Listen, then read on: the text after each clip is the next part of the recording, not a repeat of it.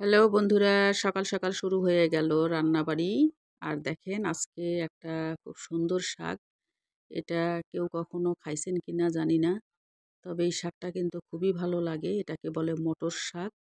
এই শাকটা মাছ দিয়েও খাওয়া যায়, আবার বিভিন্ন ধরনের সবজি দিয়ে একটা নরম তরকারি করেও কিন্তু খাওয়া যায়।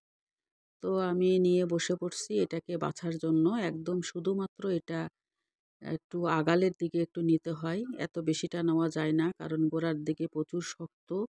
এই কারণে এটার যতই বেশি শাক দেখা যাক না কেন, অর্ধেক নিব আর অর্ধেক ফেলায় দিতে হবে, এটাই নিয়ম।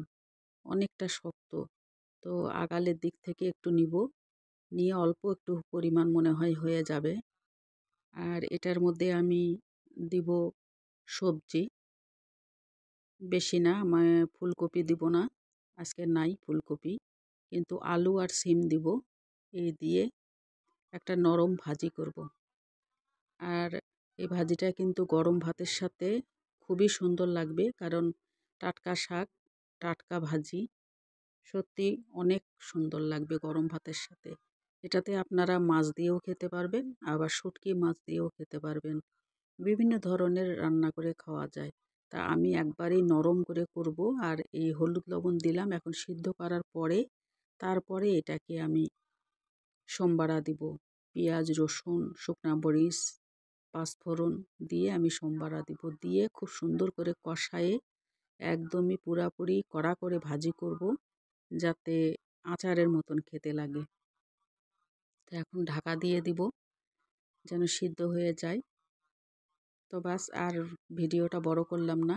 দেখেন একদম সম্বারা দিয়ে চোখোমুখো একটা ভাজি হয়েছে গরম ভাতে খাওয়ার জন্য, একদম আচারের মতন করছি। আর এটার মধ্যে যদি অন্য কিছু সবজি দিতাম তাহলে আরও নরম ঘন্টর মতন হতো, সেই ধরনেরও করে খাওয়া যায়। তো যাকে একটু রান্না করে বাইরে গেলাম, দেখি এই ছোট মানুষ পেয়ারার দোকান আসছে, সেই ঝাল ঝাল পেয়ারা নিয়ে বসে বসছে একদম খাইতে। এই যে বলতেছি তো আবার পালাই যাচ্ছে, অনেক ঝাল, উ করছে আর খাচ্ছে। তো কথা বলতেছি চলে যাচ্ছে। তো ওর পিছনে পিছনে যেতে যেতে দেখি যে আলু তোলার কাজ শুরু হয়ে গেছে।